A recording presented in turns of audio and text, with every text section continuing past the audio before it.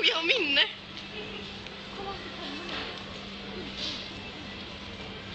Det är Anto, det är min syssling. Det där? Mm. Han punkar den.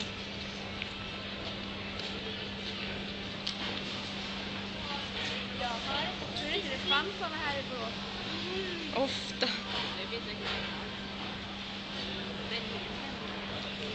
Men det är mest i Borås som jag inte ska filma nu.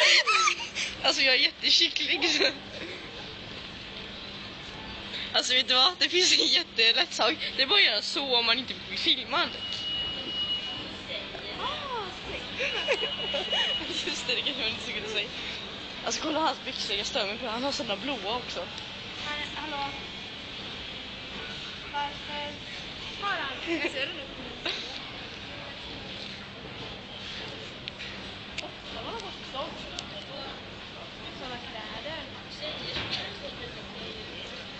Han hade tuppkam. Det är fel på Oj, jävlar. att sådana personer. Hallå? Nej, jag zoomar in. Ja, kul. Jag vill se. Varför det?